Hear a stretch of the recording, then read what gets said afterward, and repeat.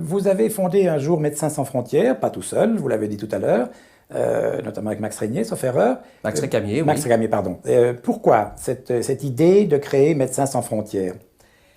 Comprenez, au Biafra, nous avions découvert une espèce de médecine du geste, de l'élémentaire, une médecine qui n'avait rien à voir avec notre médecine de nantis, avec des soins qui s'attachent aux gens qui ont trop et qui en souffrent. Là, il s'agissait, avec 30 médicaments et pas 6000, et il fallait les répertorier, d'une médecine du geste qui s'adressait aux gens qui mouraient de ne rien avoir.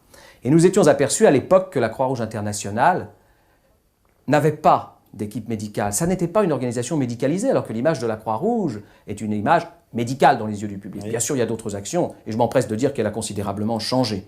Mais à l'époque, nous étions un petit peu livrés à nous-mêmes, et avec cette expérience du Biafra, moi-même j'y suis allé 3 fois, et un certain nombre de médecins français s'étaient regroupés pour se mettre à la disposition des organisations internationales, et nous avions pensé que cette médecine-là, on pouvait l'apprendre, qu'il fallait aller dans le tiers-monde découvrir l'essentiel pour nous, et nous avons fondé Médecins sans frontières en 1971 avec des gens du Biafra et des gens qui avaient eu l'occasion de repartir avec la Croix-Rouge internationale, en particulier en 1970 au Moyen-Orient, au moment de Septembre Noir en Jordanie, puis au Pérou, enfin, etc. Oui, vous avez fait beaucoup de missions.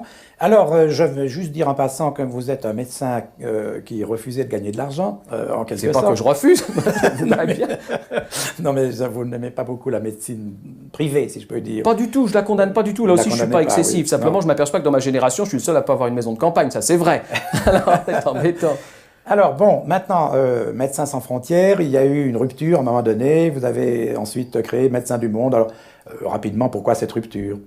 Bon, pour des raisons personnelles et de pouvoir, parce que quand on crée quelque chose qui a du succès, au début d'abord on vous injurie, on vous vilipendie, on vous crache dessus, et puis après le succès amène les convoitises, et ça c'est une histoire humaine, et je vous dirai peut-être tout à l'heure si j'ai le temps que pour moi la charité c'est aussi le modèle de la guerre, parce que les hommes de la charité sont aussi les hommes de la guerre, parfois, souvent, enfin bref, les hommes sont les hommes.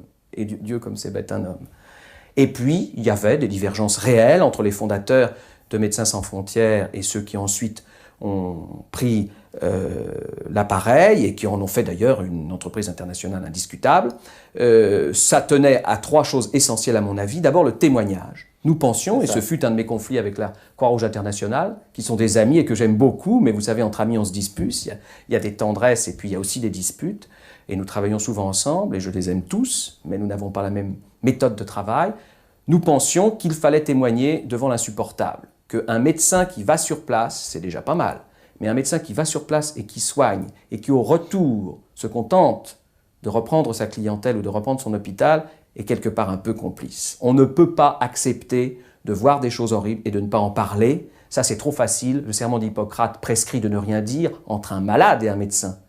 Pas entre un peuple qui souffre, pas entre un peuple qu'on torture et un médecin. Donc nous avions pensé, au retour du Biafra, déjà, c'était contenu dans notre démarche, qu'il fallait témoigner de ce qu'il faut bien appeler, et je pèse mes mots, parce que ce mot génocide est trop employé, une tentative de génocide.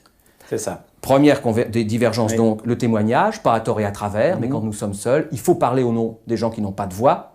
Deuxièmement, le bénévolat ou non.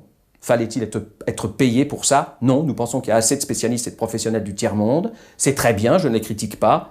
Mais pour dire aux autres, en particulier aux médecins, mais à tous les autres, aux journalistes, aux paysans, aux architectes, aux marins, tout le monde peut faire ça une fois dans sa vie, il ne faut pas gagner de l'argent en le faisant. Donc nous tenons au bénévolat, et à Médecins du monde, personne n'est payé. Et puis troisième polémique, est-ce politique ou non? Est-ce que c'est de la médecine? Je pense que c'est politique, mais politique au bon sens du terme. Aller s'occuper des autres et s'occuper de soi-même, changer le monde et s'intéresser à la démocratie. En quoi les médecins sont-ils responsables de ce qui se passe en mer de Chine? Pourquoi des médecins lanceraient-ils un bateau? Bien sûr que c'est politique. En ce moment, en Afghanistan, il n'y a plus que des médecins français pour témoigner d'une énorme bataille menée par 200 000 soviétiques. Est-ce que c'est politique ou est-ce que c'est médical? Il faut être bien prétentieux pour penser que les médecins vont prendre en charge le monde sur leurs épaules. Donc quelque part, mais pas au sens politicien, pas au sens partisan, c'est évidemment un peu politique.